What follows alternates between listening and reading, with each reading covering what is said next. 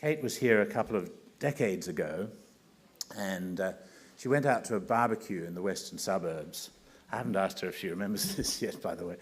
And she was pestered with questions for the whole afternoon by a young girl called Bridget Glanville. And I think she must have answered all those questions very patiently, because Bridget Glanville decided on that day that she was going to be a journalist, and she's now the ABC's state political reporter in Sydney. So inspirational, as I say. She's been pretty much everywhere and done everything. You've probably seen her because the ABC's carried a lot of her reports from all kinds of places, Bosnia, Beijing in 1989, many, many memorable assignments that she's had. And you can still hear her every week on the BBC's From Our Own Correspondent program, which is carried on ABC News Radio. So she really needs no introduction, I should say. Emmanuel Jal may not be quite so familiar to you from our local media, but like Kate Adie, he is a storyteller. Kate spent her life telling other people's stories. Emmanuel's own story is just so remarkable that he spent a lot of his time telling it. He became a child soldier in the Sudan at the age of 7. Some of you will have 7-year-old children, and I should just pause to let that idea sink in, of a 7-year-old child with a gun forced to fight in battles for adults. I'll get them both to tell their stories to you as much as possible, and as I say, there will be time for you to ask them questions afterwards. But first, let me just ask you to put your hands together and welcome Kate Adie and Emmanuel Jal.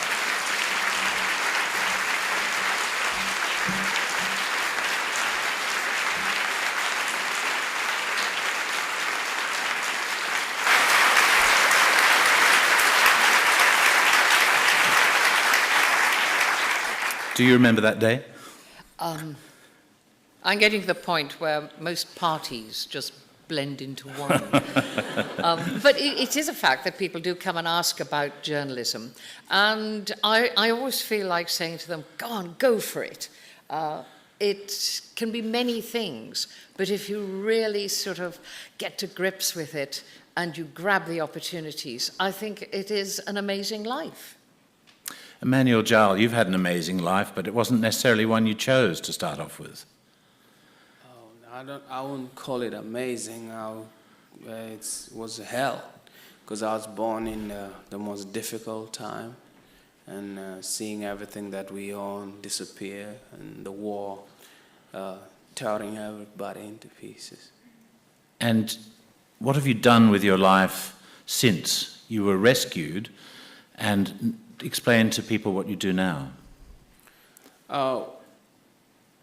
When I was rescued, I was smuggled into Kenya by a British aid worker called Emma McKeon. So I actually went to school, and it was a difficult moment, for me, because now I'm in school. So that's when the war visited me back, and after then, when she died, things became difficult for me. So then I became a musician. And from then I became an international successful artist, and founded a charity called Go Africa, where we put kids in school. Yeah.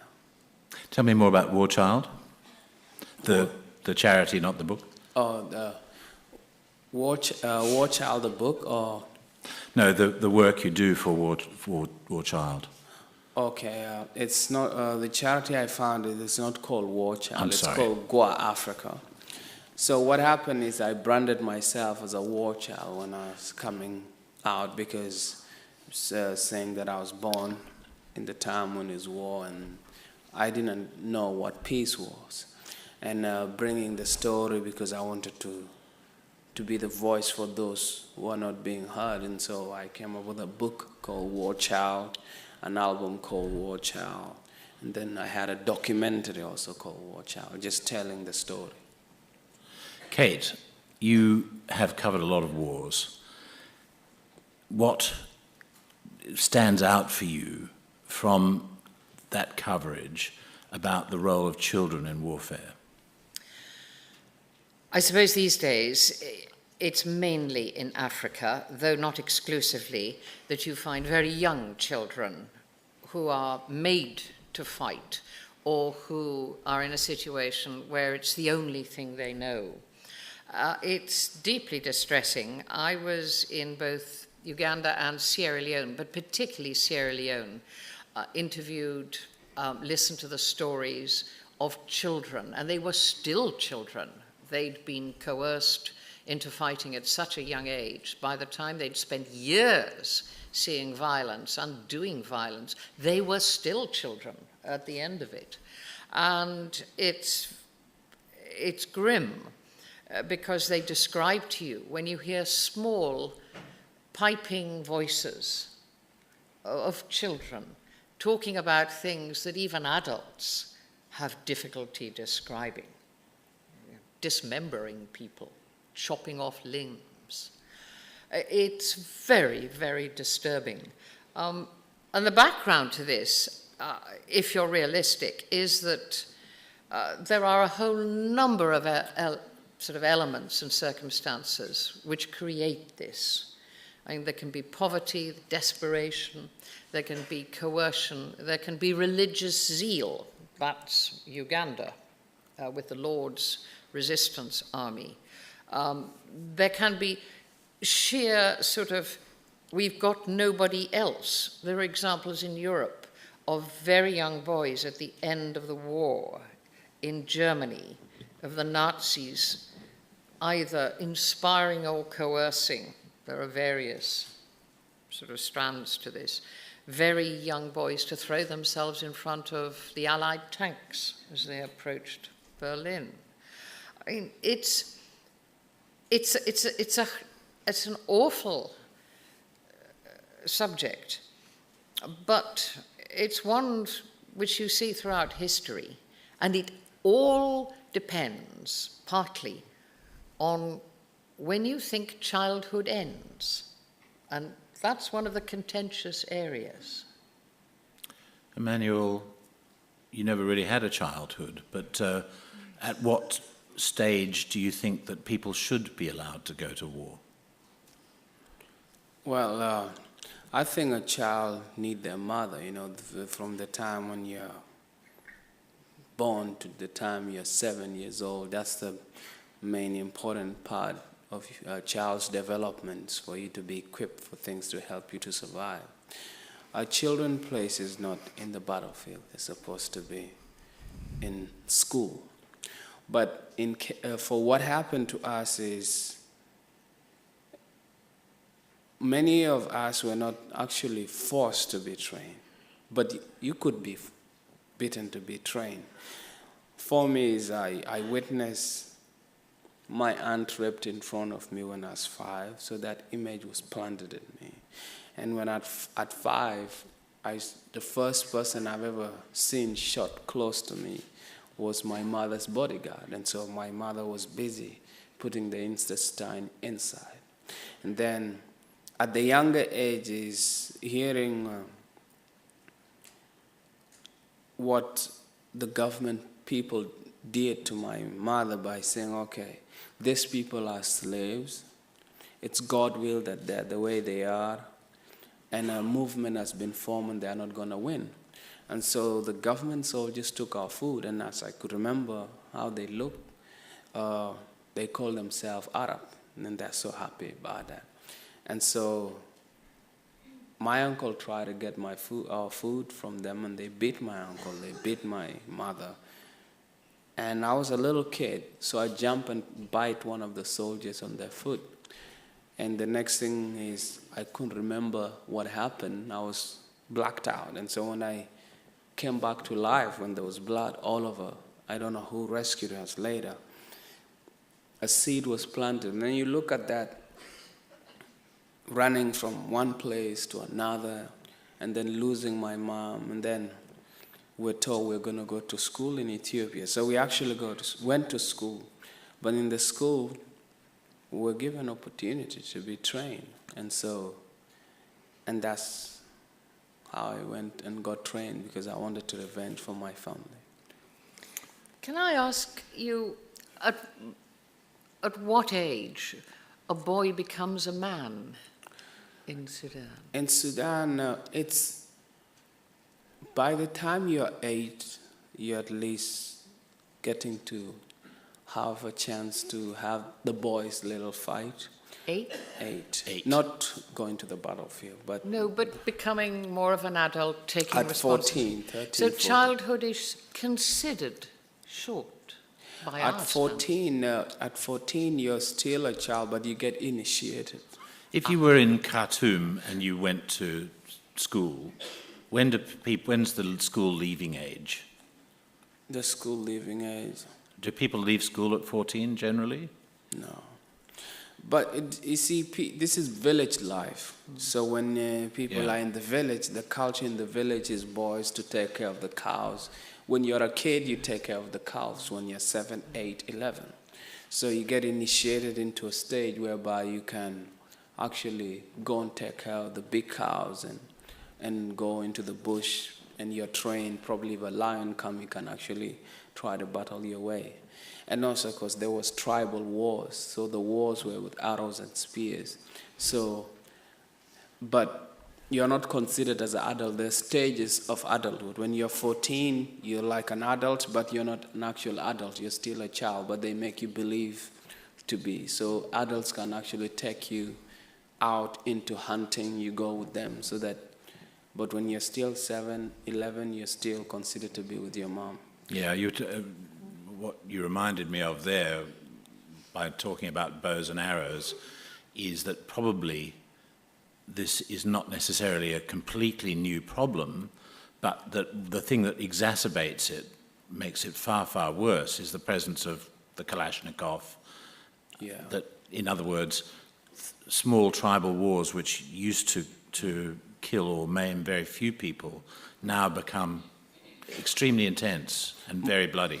Most tribal wars, I think 17, 18, that's when, or 16 if the law is, that's when kids will actually go. Yeah. But at 14, 15, you can actually go and hunt. You can go with adults to hunt. You can go and take care of cows.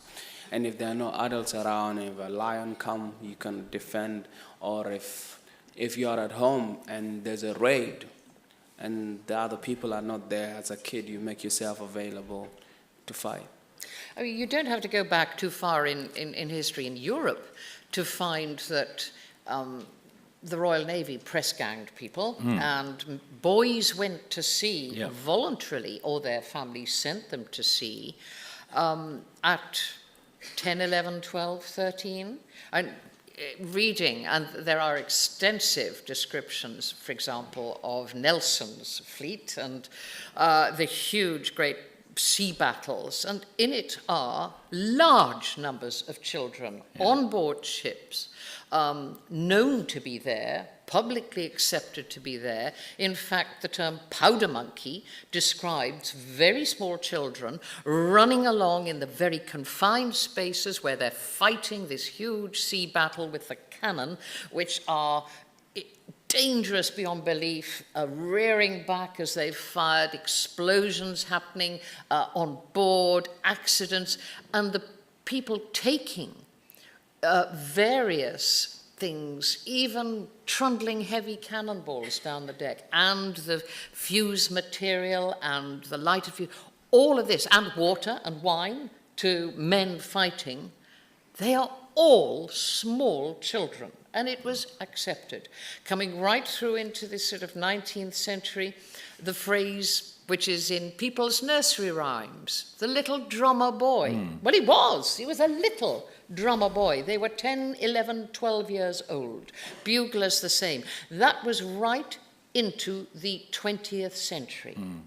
And well, so, my father was sent to, in 1935, sent to the Royal Naval College at Dartmouth at the age of 13, 14, to train to be a sailor, and then the war broke out, and he was only 17. He was, we sort of hold up our hands with horror, saying, where does all of this come from? And the answer is, well, we've been through it. We did it.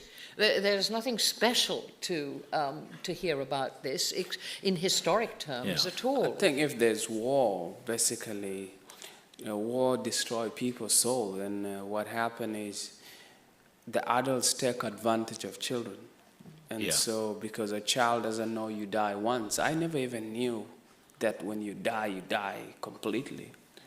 I thought somebody die, you still think they're gonna come back, and then after a while, 6 months later, you still cry. So, and that's when kids, when they go, they don't have plans. You don't have a wife. You don't have anything to think about. You wanted to go to school, but now you have an AK-47, or you are told to be an adult. You're trying to go on revenge for your family. You're defending your country, and so you don't know, you only die once. But adults think, I have a girlfriend I just fell in love with, and I don't want to die now. So but a kid would just go for it. Also, you're less fearful of death. Children don't usually talk about it. It's a preoccupation of adults.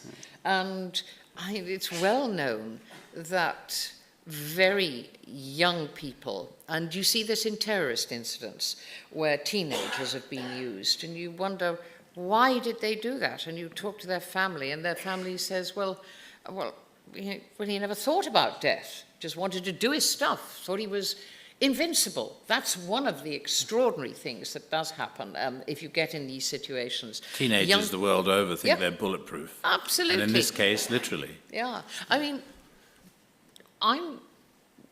when you were very, very young and you were involved in fighting, were you that fearful?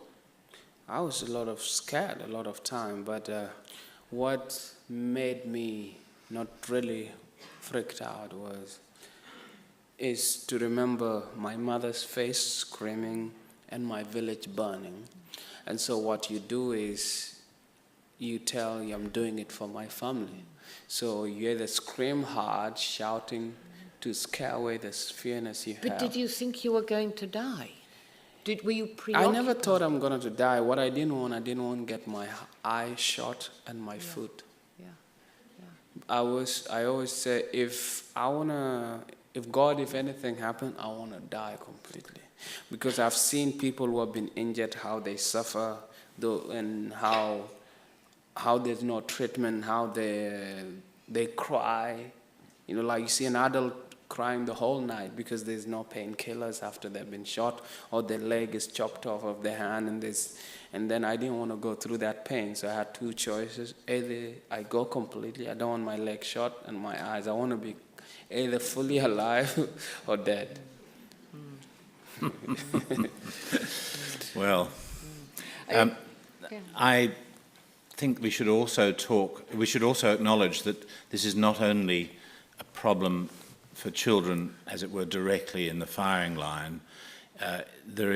War actually creates enormous problems for children who are outside the fighting itself. I've traveled to Ethiopia in 1990, to Tigray, where there was a massive civil war going on. The Tigrayans were actually starting to win. They are now the current Ethiopian government, not a very good one either. But there was a war going on. The then Ethiopian government was bombing villages, and particularly bombing all the aid convoys. And so there was a drought, and what it created was a famine, a really severe famine. And of course, the people who were suffering were the children. And you would all be familiar from watching the television with the sight of children with what's called Kwashiorkor. They paradoxically look fat because they're swollen, their stomachs are distended, and their eyes are listless, and they don't cry.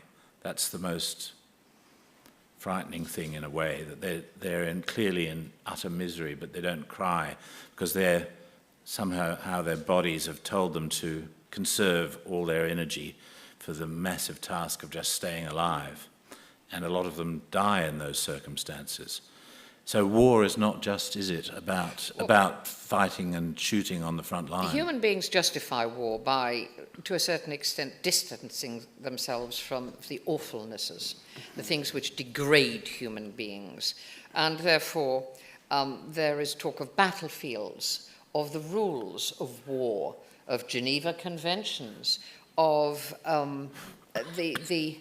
the front lines, all of which suggests that all conflict is organized and within certain boundaries.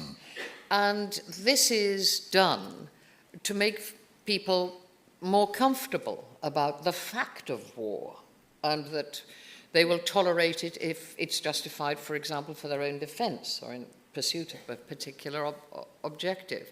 And everybody talks in those terms. And, I mean, right now, there are war tribunals at The Hague, suggesting that there are rules of war. You only go so far. Anybody who's been involved in fighting knows that's not the case in most circumstances. There are no rules anymore, I don't think, because if the battlefields were organized like long time ago, there'll be less people dying. Nowadays is the tactic. If I talk about what happened in Sudan, the government had a plan whereby there are rebels. If we want to get the rebels, or you want to get the fish in the sea, you have to drain the water. So you catch the big fish. So the fish are the people. So what the government would do is would go and kill as many people as possible, scare the civilians to be refugees and running away, so that the rebels will have no place to get their food or get their support, and in the end they wear out. So now battles are fought inside civilians. There's no a complete place organized that let's meet here and fight. So people are becoming more tricky and unpredictable. Or we're just going back to what has always been the case, to be honest, with invasions going back 2,000 years, and what marauding hordes of everything from, Attila the Hun, the Romans, in the Greek. It is history. We've just tried, I suppose, various societies to add a sort of touch of civilization by suggesting there are rules, there's only so far you can go. Otherwise, it is awful. But the real fact is, it is awful. And I always end up saying, when talking about war, I always end up saying it's not like Hollywood. No, the bad guys win. And often the good guys do dreadful things and unspeakable things. It is not, as so many of us, absorb conflict, which, and in a way we're lucky, is not by actually ever being involved in it. If you live in a peaceful place, you watch the movies, you read the books, you think, oh, that's okay, because it only goes up to a point. And on the whole, in all the books and movies, the good guys win. Yeah. Life's not like that. And when you talk about I work as a television reporter, and it is not possible, and I can't think of the television channel on which it is possible, and there are some that go further than others, on which you can put the full realities of war, which I've actually myself witnessed. Yeah. You cannot do it. In fact, a lot of people recently, for instance, have been very shocked to see images on YouTube posted out of Syria, for example, and Libya, because that is the unmediated reality. Television is absolutely sanitized in most societies, and therefore reporting war is a constant battle and argument about how much the audience can stand and how much reality you can deliver. And it's because of that some issues appear to be, more difficult and unusual than they actually are. Not more difficult, but more unusual with child soldiers. You will see them in many countries. And it's dreadful what happens. But the answer is that is war, and human beings do it. But a lot of people don't actually know in some wars you're actually participating in fueling a war, For example, you may not know, if you think about Congo now, they're child soldiers. And if we look at our mobile phones, I have 2 Blackberries. Sometimes I even feel bad, I'm actually feeling the war, because there's certain elements that are needed to create the mobile phones. And also, if you talk about the diamonds, if you talk about the fuels, if you're wearing shoes which are made of leather, like recently I just came to realize actually the tribal wars that were happening in southern Sudan were actually fueled by the government. So the tribes are given guns, they go and invade the next tribe, take their cows, ship them to Khartoum, and those cows are sold to Saudi Arabia and Europe and China. So in Khartoum, there are a lot of cows that have been taken. So it's a cheap way to buy cows. Just give them guns, they kill each other. So there are many ways in which people are participating in it, and people don't know they also have so much power to actually stop this. And sometimes maybe in the West, war is a distant. They only know it in 1940s, the effect of it, and also maybe seeing it in Hollywood in the movies.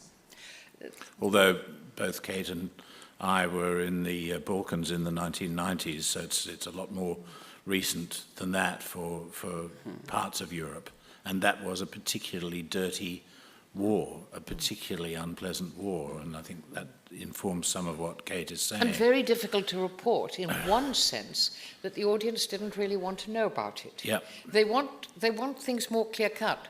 I used to get people saying, well, where are the front lines? I'd say there aren't any. It's just one village divided against itself. Never mind the next village. Neighbors kill neighbors. I said the biggest incidents are people crawling over the village, wall and like going Rwanda, and killing their neighbors. It's a grubby business. I was actually in the family kitchen in a village in Croatia during the Croat-Serb War, which preceded the Bosnian one. And the Serbs came down the village street. This is a middle-class, affluent place, modern kitchen, fridge, freezer, big colour telly, all the bits. We're talking about Europe, absolutely. And we were in the kitchen. It had been quiet over lunchtime. We'd just arrived. There'd been trouble farther into the village. We got into the kitchen because they dragged us in and said, lunch. Hospitable. Out came all the slivovitz, out came all the cheese and the ham and the wonderful stuff. And they insisted on pushing lunch into us. And just as we were finishing and saying we must go, there was a sound of mighty explosions. Trouble started about 600 yards away. And this civilized, educated family rushed under the kitchen sink, brought out 2 Kalashnikovs, bashed open the kitchen window, and then we were all on the floor. And then, after small arms fire started up, here and there, they fired. And he cheered. And we said, what have you done? They said, we've just killed our postman. Oh. I said, what? He said, yeah. He said, how do you know? Oh, he's been coming here for 15 years. We've just killed him. Yep. It's a dirty war. That's the kind of thing. That's the kind of thing which is very difficult to convey. It's not the Hollywood movie. It's not the daring do, the heroism. It's killing your postman. A disgusting euphemism was created for exactly that, ethnic cleansing. I think one of the nastiest phrases I know. But coming back to you, Emmanuel, I'd just like to be very specific about what's going on in Sudan at the moment. Southern Sudan achieved statehood, in theory at any rate. I understand that has actually made things worse for many people in the north. At the moment, it's difficult for the government in the north because a lot of money that they got from the oil is going to the south. But the government still play ways in which that they don't want south to be stable. So at the moment, there's a lot of tribals raiding. And there's a lot of conflicts. It's going to take us time for South Sudan really to stand on its feet. And Darfur is still in a state of war. So what the government is trying to do, the Bashir government is trying to control everybody. So it's trying to use Islam to say we are one people, Arabizing everybody by force. And the main target are the Blue Nile, Nuba Mountain, and Darfur, which are, because the only thing that I find is we feel like we left the Nubians, and then Darfur is with them to just finish them and eradicate them. The same tactics they use in South is what they're using there. Because in the war, 2.5 million people died. Those are women, mostly majority women. If we talk about soldiers that have died, I don't think they have reached 200,000. But the women and children that the government just going to kill everybody, that's what reached that number. I must raise this because I listened to you, sane, lucid, reasonable, thoughtful, balanced. An enormous number of people would argue that if you have the kind of experience that a child soldier has that you've had, how come you are sane, reasonable, etc.? The question is that irreparable damage is done. And how come I'm reasonable like this? The difference is that what you're saying? Or? I'm saying that a lot of people, I don't say this, but I get the argument to me, going and seeing a lot of violence. People have started conversations with me with the words, "You're a very damaged person." And I say, well, I hope not. Now then, it's a serious matter because it's a deeply felt feeling, particularly in psychiatric-based Western culture, that experiences as a child are lifelong and change you. Well, maybe I'm not sure if I quite understood your question, but I'll try. What is the thing? The trouble I get is I was in Finland or somewhere. So, is it the place Hague? We were in Hague on one trial. So the 3 ex-child soldiers that were there. So some female just, I'm going to take pictures with these child soldiers. And then I said, oh my God, do I look like a child soldier? Like in my thought. And I say, I'm not a child anymore. I could probably, I'm not going to put the joke. Because to them, they still think we're still children. But the difference is, for me to be able to talk like this is I've healed. I've taken the step forward to be a voice. I was a bitter, if you're still bitter inside and you haven't gotten healing inside, everything will be difficult. You'll not be in a way to be able to talk properly when answering questions is difficult. In fact, I hated Muslims and Arabs, and I wanted to kill as many as possible. The training was really hard for me, but the fact that I wanted to revenge for my family is what kept me to finish the training. But when I went to Kenya, when I was smuggled into Kenya, I became lucky. So I actually went to school and I was educated. And I came to discover Gandhi, Nelson Mandela. I came to know about Martin Luther King. And then I discovered the truth. What was killing us was not the Muslims or the Arabs. So what I came to realize, what is killing us is the gold, is the diamond, it's the land. It's what was killing us. And so I started educating myself, and I said, okay, when I was growing as a child, I used to know, I come from a tribe called Nuer. So we were taught from the stories that Dinka eat people. And so as a kid, you're growing up, you want to be a warrior to throw spears. So we'd go and train each other, you throw spears and meat, because you're preparing yourself for the next cattle raids in the Dinka people, because we don't feel they deserve the cows. And so the Dinka had their own ideology saying the Nuer people are subhuman, they don't deserve the cows. So they will come and raid. So in those battlefields, even in those days, even when I was taken to Ethiopia, one of my best friends was a Dinka.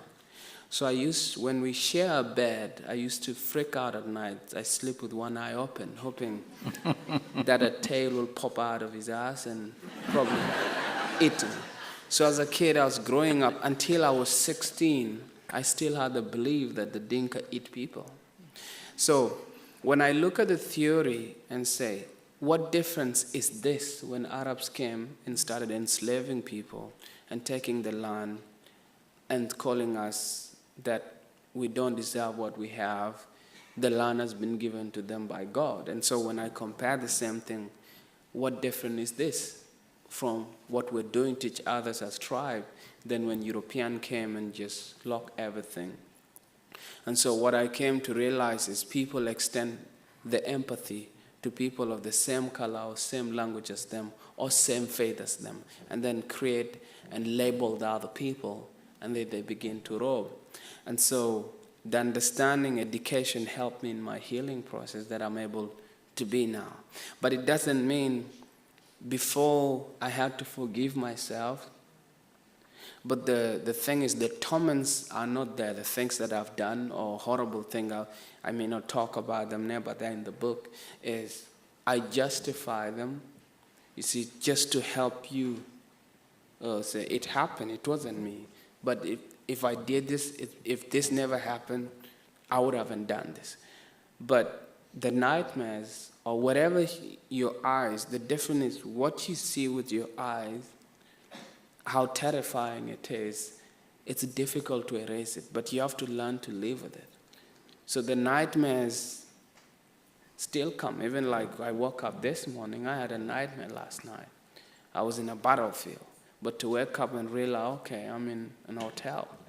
And that's when I got relaxed. So the war can still visit you even after it's done. I'm sure because you've been reporting to, and if you've seen those things you're explaining, sometimes they visit you at night. Great answer.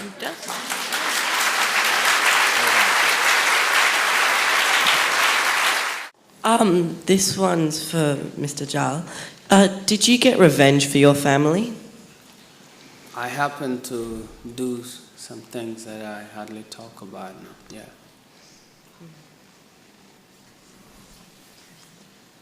I think this may be the same question Kate was asking. In our society, we see a lot of evidence that children who come from families that have domestic violence perpetuate that into their own families later on. And I'm wondering whether you think it's possible in general for children who've been soldiers and gone through the battlefield to ever build a normal life in a normal society as they grow up into adults. Is that for Yeah, that's for you, Emmanuel. What I say is everybody can be a war child depending on where you've been raised, what battles have you. You're in a ghetto with violence and drugs. That's the violence that you see. But if you go and see in the society, those who have been successful are those who have been given an extra hand. I'm not here because I would say I am very amazing and I'm very strong that I made it, but down in my life there have been different type of people appearing. I would say I'm lucky. I was Emma McCune, the British aid workers, rescued over 150 child soldiers. So one of them happened to be me, so she smuggled me and kept me with her. When she died, some other people came. So it's the opportunities that I was given that has helped me to heal and helped me to make choices for myself. So if you have a child and who is going through such issues, for them to heal quickly, there'll have to be a group of people that are going to be patient to help them get out of this situation. Your thoughts, I Kate? think it's a very difficult one, this, in the sense that I remember in Sarajevo, after about 3 and a bit years of war, and things eased off a bit, and into Sarajevo came ever more aid organizations and various sort of charities, including quite a lot of American psychologists coming to see just how people were and how mad they were. And they headed for the children. And I do remember one glorious moment where we were present, where this group had a bunch of teenagers who'd been through 3 years of sniping, shell fire, unimaginable unpleasantnesses in near total siege and living on sparse rations with a lot of people killed around them. And they started off and said, "What is it like now?" And a child said, "Boring." You never dismiss this reaction because children are very resilient.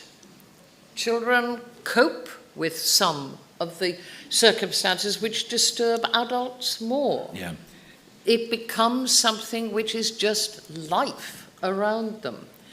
And it is a reaction. And having spoken to many of my parents' grandparents' generation, and people who grew up during wars, First World War and Second World War, under bombing in Britain, they said, well, it was just, that's what happened. And did not see it as something which damaged them or affected them in any way, and did not have nightmares. And it is a bone of major contention as to how you do view what happens to children, as to whether... I think they heal, children heal quickly. I remember when, after just the village has been burned down, we ran to another place and we start again, we're just playing. But the other ways they heal quickly is if a kid is from a war torn, give them a pen and a paper. They will draw. The problem that are bothering them, they'll draw it. They may not talk about it, but they'll draw pictures like houses, guns, or whoever person they saw got shot to them, but they may not talk about it. But if there's games like football or music and acting, keep them busy. But just to answer your direct question as well about rebuilding a society, I went to the border of Rwanda in what was then still called Zaire in 1994, and then I went into Rwanda, and it was a period when 800,000 people had just been killed in what was effectively a civil war, and they hadn't been shot or from a distance, they'd been chopped up with machetes at a very, very close range. And then the people who did that had left the country, gone into Zaire. As I say, there were about 1 million of them sitting in a sort of refugee camp, and tens of thousands of them were dying of various diseases, and a lot of the little bedrolls with corpses in them that were left on the side of the road every morning were that big or that big. Many, many children who died, and many, many children had been chopped to pieces in the orgy of violence that went before. And yet, Rwanda is now probably the most successful economy in terms of growth in Africa, and it gives every sign of being a reasonable civil society. There are courts going on, but there are trials going on, but they've never had a Truth and Reconciliation Commission and all of that, or any of that. Maybe because what happened was so monstrous and so gigantic that it can't really be encompassed in one of those things. But I suppose all I'm saying is that countries and societies can rebuild. And indeed, Kate was talking about the Second World War. Germany rebuilt after the war. The Balkans, with great difficulty. No, history mainly, this is the history of wars. Yeah. Anybody knows that sitting through a history lesson. And human beings get on with things and indulge in war regularly, and for a variety of reasons, and recover and then do it again. Unfortunately. As somebody who's been fighting against wars as a peace activist for many years, one of the things that's observable is that all armies prefer to recruit young people. And whether they're actually children, as they still do in Australia, because they can still recruit 17-year-olds in Australia, or slightly older, they prefer them to be young so they can then mould them to be killers, which is what being a soldier is about. Now, the reason I raise that is to put to you that the experience of the Australian Army in Afghanistan, where they are also fighting a force which was the product of refugee camps. The Talibs were basically adolescents in refugee camps who'd been torn from a society ruined by war and grew up without any sense of community except what they could learn in the schools, Talib being scholar, which was provided in the refugee camps. And that was a brand of Islam that said that the people invading our countries are infidels and have to be thrown out. This is where the war in Afghanistan has come from, and yet we are still pretending that somehow or other this is about fighting terrorists, that it's about fighting Lord knows what, frankly, because I just don't make any sense of what the Australian government says about it. But it goes back to the nature of armies, and it goes back to the nature of war, which is necessarily an authoritarian machine which takes people without rights and forces them to become killers. Question? I think we may have to take that as a comment unless you've Well, I'd be actually got a interested to question. know your reactions to it. What do we do about it? We send young people to war. We don't wait until people are mature at 25 or 30 and have reflected on what war means. Every society on earth has exploited the fact that healthy, energetic, tough, physically ready, mainly young men who have a sense of invincibility as teenagers are usually the people who are sent off to fight. I've always thought if conscription applied to 30-year-olds, it just wouldn't work. It wouldn't. And every nation there'd and be a society revolution. knows that. You add as well, there are other elements in all societies, and particularly in Western ones, that if people have humdrum jobs, no prospects, or are in poverty of some sort, that the army offers a way into a different, or at least 3 meals a day, fitness, and possibly, and the American Army has got a very interesting, the draft of the GI Act of 1948 offers the only way out of the ghetto to a huge numbers of people, because it offers an education while in the military, and then a pension, and a health care plan. And a gun, which is attractive. There you go. But, I mean, every nation does this, and it does raise the question of what you think is too young. And you have to say, in Australia, you have no conscription, do you? No. No. We had These it young until people, the end of until Whitlam got in 1972. Yeah. So young people, you have to say, have taken a decision themselves.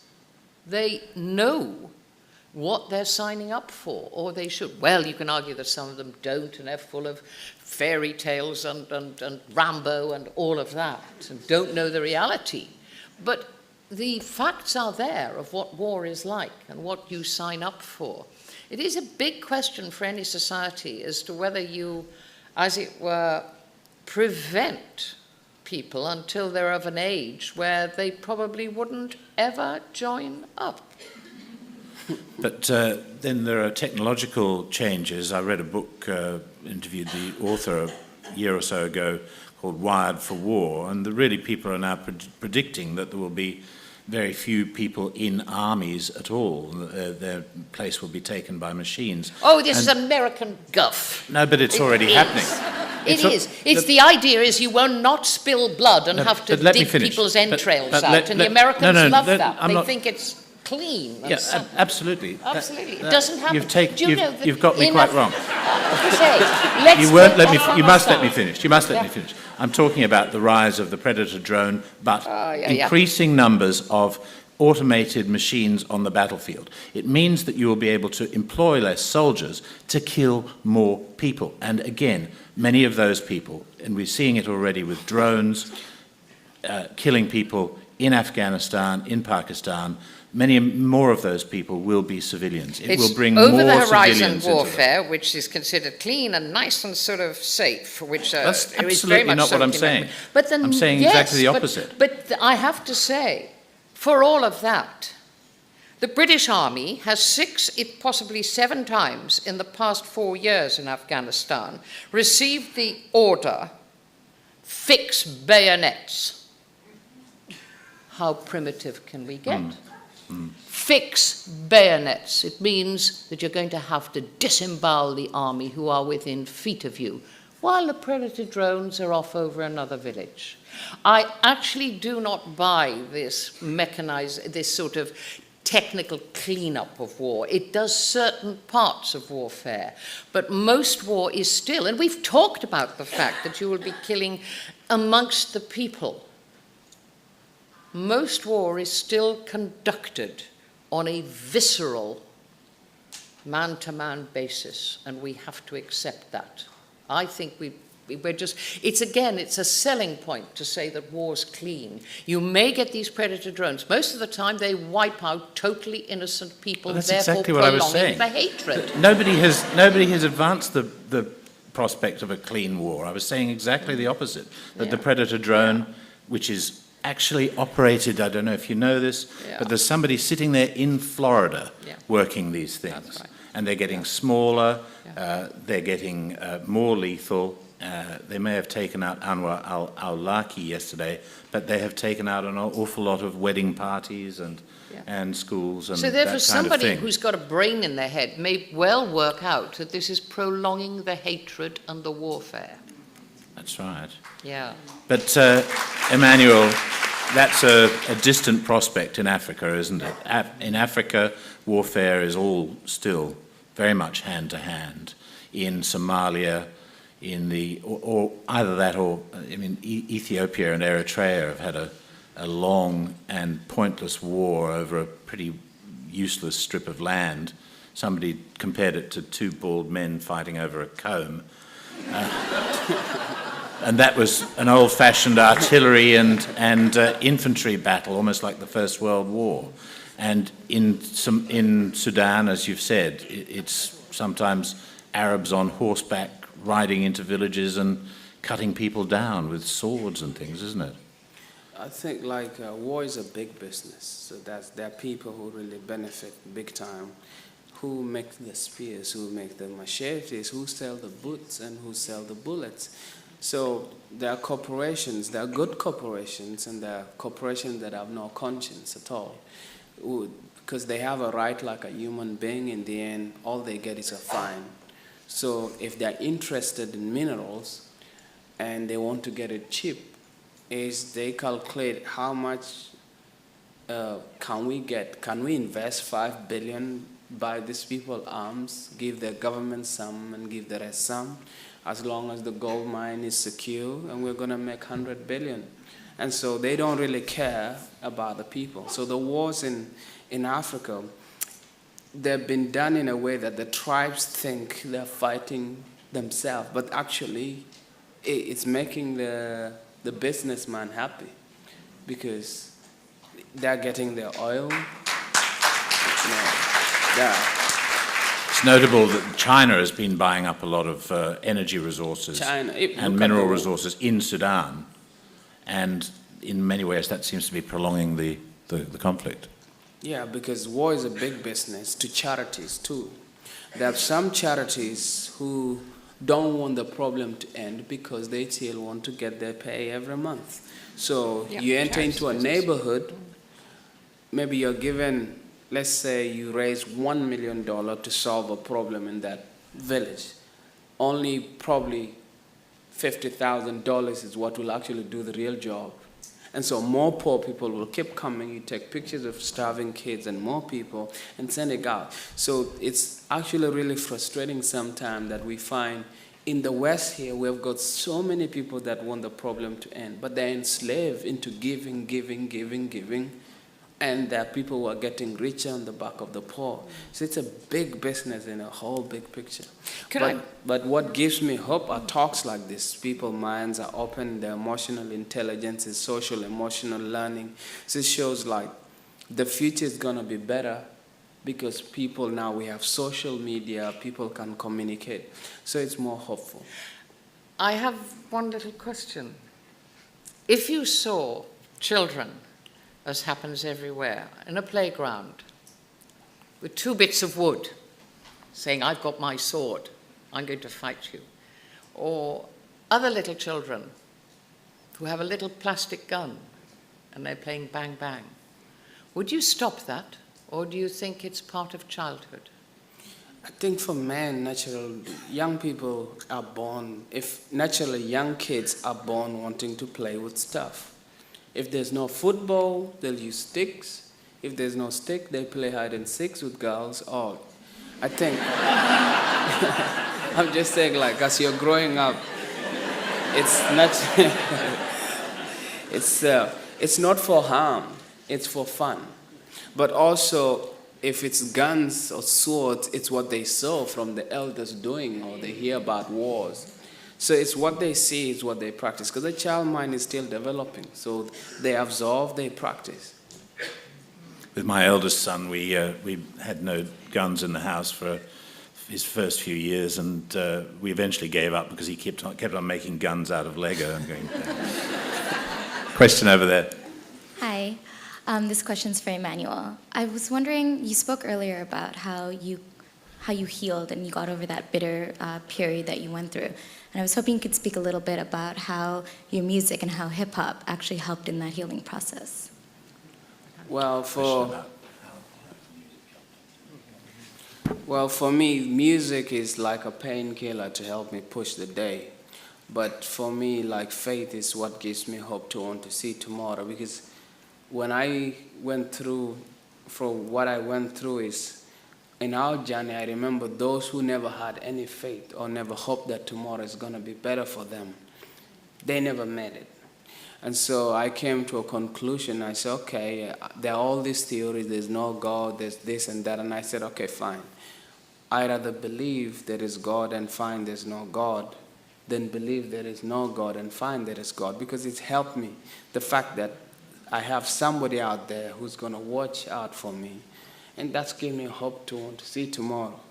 Because that's what helped me through my struggle. I had faith, I'll meet my brothers and sisters. And so music and my faith helped me. So when things are harsh, I look for a nice song, and it's food for my soul. You said something before about giving children pen and paper and letting them draw. What about literacy? How important is that in rebuilding a child and rebuilding society? Every child is hungry, like they're willing to learn. Like me, the way we're taken to Ethiopia, we're told we're going to learn how to make airplanes. And we were going to learn how to make guns. And so I wanted to go to school. And up to now, I still want to learn, and more and more. One last question, because we're just about out. Thank you to both the speakers, but particularly Emmanuel for your honesty and courage in telling your personal story. My question's for both of you. You both seem quite cynical and seem to accept that war is a necessary evil, and we can probably mostly agree with that. But the cynicism relating to the rules of engagement and to the Geneva Conventions and international humanitarian law, could you comment more on where you see international humanitarian law? Is it adequate in protecting the rights of civilians? Why the cynicism? Do states always do what they want? Do we need that law at all? I think every small things help, like the people intelligence or emotional intelligence increased by years. If we look at violence statistic, it has actually reduced compared to a long time ago. Human beings were more violent than now, and also racism has dropped. It's not as long time ago. So all these institutions help in a small way. So we have to keep on pushing and demanding for more. Although most of the institutions that have been set up really work very well in the West and a bit little in other areas. So if we can extend for them to push the same way for peace to be all over the world, then it would be great. Kate?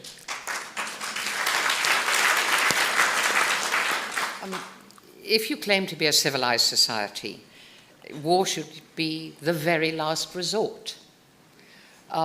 If it occurs, there are in place in many societies, and they've signed up to it, such matters as, the rules of war, let's call it that, the rules of engagement. And there are some legal treaties that some countries have signed up to involving war crimes. it should be a sign of civilization, and to try and stick to that. And we should try as much as possible to do that. And then you hear a small voice, which has been said to me in some situations. And that is, you've never had anybody come into your house intending to kill you, your children, and burn your house to the ground. You don't know how you're going to react to save them. That's the dilemma of war. But just to finish that off, and taking you back to the Balkans again, actually me back to Rwanda, I mean, in both those cases, there are trials of the people who led all that. And we know that Ratko Mladic was found eventually, Karadzic eventually, even though they were hidden for such a long time. Is it not a good thing, at least, that I've been a witness at there? one of the war trials of 38 people who had their heads hacked off. I was very conscious of the judicial system and the way that the outside observers and those who run the system, with all the good intentions, wish to bring those who lead to justice and those they regard as responsible at the top. What is interesting is that there was very little from the top influence in those wars. Neighbor killed neighbor without any encouragement or orders from the top. What we have to face is that it's every individual citizen's responsibility to behave better and not shove it up the top. And it matters to everybody that they consider their conduct. I'm a huge believer that we human beings have reached the point, having crawled out of, the primeval slime, to a point where we do try and make life better, more civilized, kinder, more reasonable. And the only way to do that is to take responsibility for everything you do. And maybe we become a better world.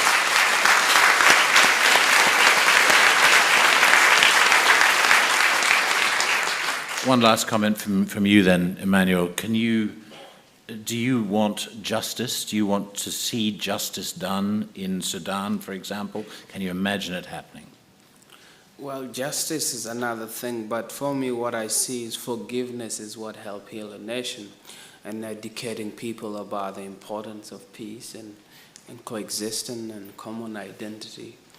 And I don't know how the Europeans managed to have peace among themselves. They were really worse than Africans at one time. So Quite true.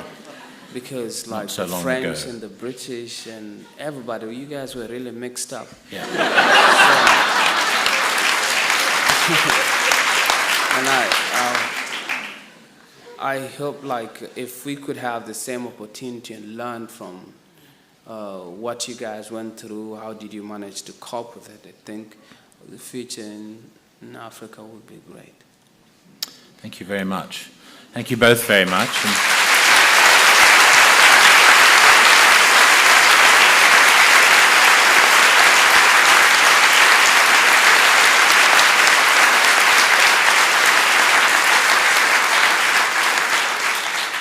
This is supposed to be a festival of dangerous ideas. I'll just leave you with this thought. I don't think there should be anything dangerous about the idea that there is no place for children in war.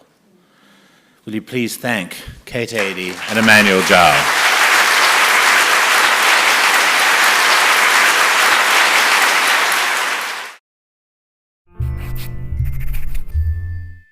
This is Big Ideas from the ABC.